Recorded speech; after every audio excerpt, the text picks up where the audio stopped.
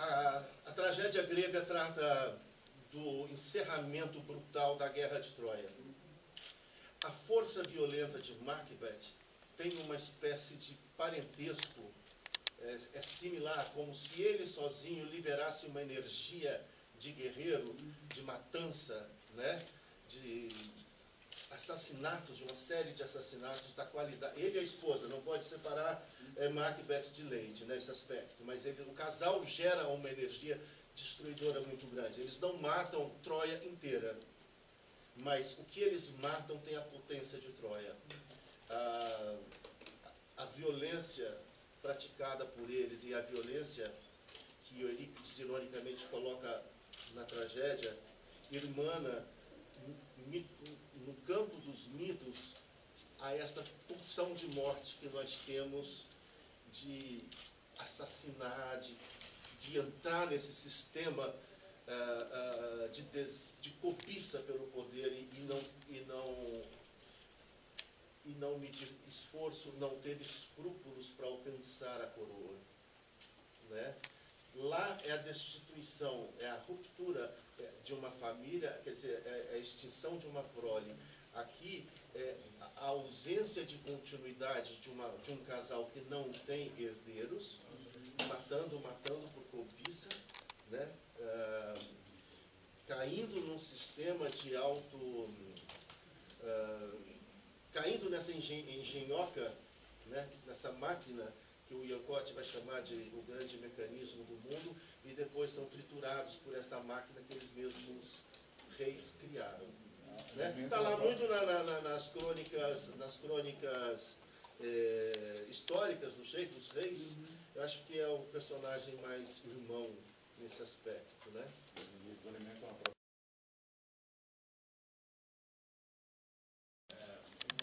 Uma das fontes de pesquisa para entender uma passagem da lei de Macbeth, quer dizer, o porquê que ela fica louca, eu fui pesquisar muito na paixão que Freud tinha em Shakespeare. E ele escreveu um dos capítulos dos trabalhos dele, chama-se Arruinados pelo Êxito. E ele cita dois exemplos de pacientes dele, vamos dizer assim, que um deles era uma mulher que tinha uma amante que tinha o desejo de se casar com um homem que era casado, e ela queria separá-lo da mulher que ele era casado e se tornar mulher oficial dele. E ela consegue isso, ela consegue fazer essa separação e se casar com esse cara depois de anos, né, depois de muito sofrimento. Quando ela consegue isso, ela fica louca. E um outro caso de um paciente que ele tinha um homem que almejava um emprego, uma determinada promoção, e para isso ele tinha que tirar essa pessoa desse cargo para chegar a essa posição. E também, depois de muita luta e de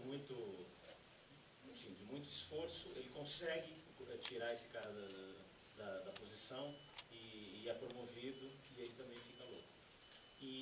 Então o Freud tenta, através do trabalho de Shakespeare, através dessa dramaturgia maravilhosa desse personagem fantástico, explicar o que acontece, sob o ponto de vista da psicanálise, da psiquiatria, com esses pacientes dele. E explica que o êxito, o sucesso, às vezes, em alguns casos, leva a essa loucura. Porque é tão almejada e tão desejada que quando a pessoa consegue isso, ela transforma em pulsão de Ela morte, não na tem verdade. mais objetivo. Não é mais porque já conseguiu. Quer dizer, você consegue o objeto de desejo. Acabou o foco.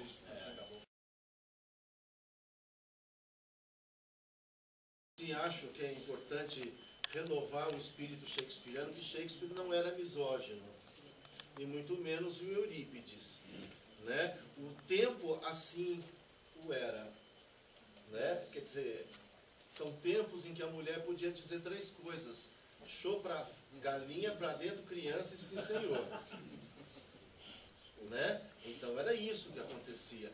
Agora, ele teve, no caso dele, ao reeditar, ao recriar a tragédia para a modernidade, ele teve que rebolar em cima disso. O primeiro expediente oficial que ele tomou foi criar personagens excessivamente jovens, excessivamente velhos para que os atores pudessem incorporá-los sem que o grotesco, no caso de uma Julieta, de uma Lady Macbeth, de uma Ofélia, fosse tão notado. Há muitos filmes por aí que você tem essa relação mais realista, configurada. Cito Shakespeare in Love, que é uma boa referência e está na mão de todo mundo, para ver como é que as pessoas confundem o tempo e Shakespeare. O Shakespeare não, ele viveu num tempo em que a mulher era privada de interpretar, de trabalhar como atriz, né? Não que não houvesse atrizes, né? Então, trazer essa energia masculina, convocar essa energia masculina para a cena, de uma certa maneira, o que você evoca? Você evoca uma coisa tribal, arqueológica, no sentido de voltar lá atrás, antes da civilização, e pegar emprestado que há miticamente, nos mitos, dentro de cada um de nós, essa energia de guerra, de briga, de rinha de galo, de macho, de delimitação territorial.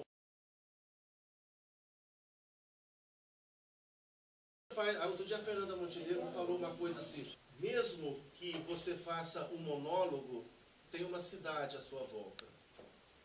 Quando você põe 8 atores em cena, tem uma metrópole na sua volta.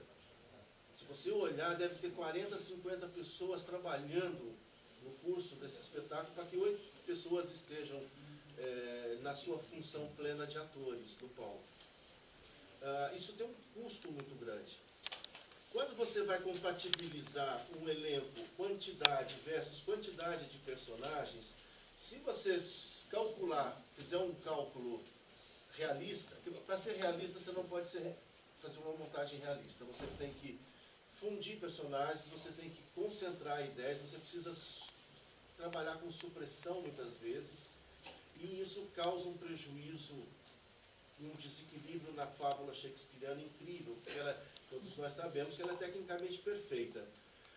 O que alivia são alguns dispositivos contemporâneos, como esse, de você poder pegar um ator do porte do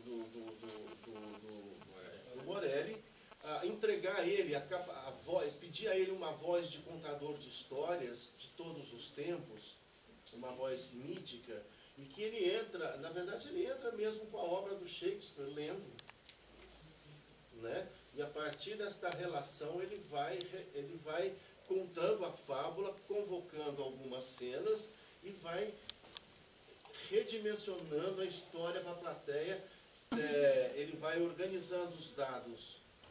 Ele é o ponto do público? Hein? Ele é o ponto do público?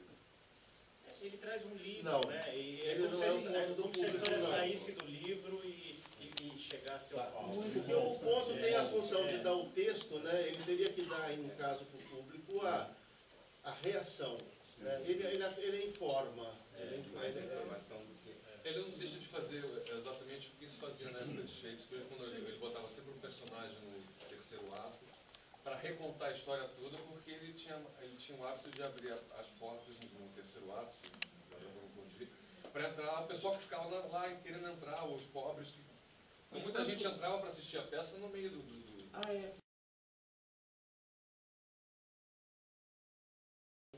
As qualidades metafóricas do Shakespeare e do Gabriel. Quer dizer, o Shakespeare, quando fala de morte, ele usa a frase "só é longa a noite que nunca encontra o dia", né? Quer dizer, ele usa metáforas no texto dele. E isso combina muito com o Gabriel, que usa metáforas cênicas e poéticas para contar. Quer dizer, como o Marcelo fala, uma espada, ele faz com que a gente use antenas de uma antena pode virar espada, pode virar um cetro do rei, uma lança, os teares mineiros que fazem parte do cenário viram o castelo do Macbeth, a agulha do tricô. Enfim, então essas metáforas se complementam, e isso aliado ao nosso contar da história, eu acho que transforma tudo numa poética linda. E uma peça que se passa no ano de 1047, uma época medieval, onde tem vários castelos, várias batalhas, e a gente tem que representar isso num espaço desse tamanho. Várias batalhas, a gente tem que virar, a gente tem que ser lúdico no que a gente vai fazer. A gente não pode esquecer que Shakespeare é um criador de imagens, né? Quer dizer, Ele inventou o cinema. Ele inventou o cinema, né? Só que ele criava imagens única e exclusivamente através do uso das palavras. O que a Francesca, aliada ao trabalho e à estética do Gabriel, nos propôs e o que tornou um objetivo, assim, primeiro, é fazer com que a plateia desenhe essas imagens enquanto nos ouve falar essas palavras compartilhadamente, sem fazer o draminha, né, de sala de visita. É mais do que isso, é mais amplo do que isso, é mais universal, por assim dizer. É uma aproximação do que talvez Shakespeare, os atores de Shakespeare, sem nenhuma enfim, comparação, mas a proposta shakespeariana de convocar as imagens, sejam elas aquilo que os personagens sentem, a descrição de um cenário, a descrição de um ambiente atmosférico, está contido através da palavra.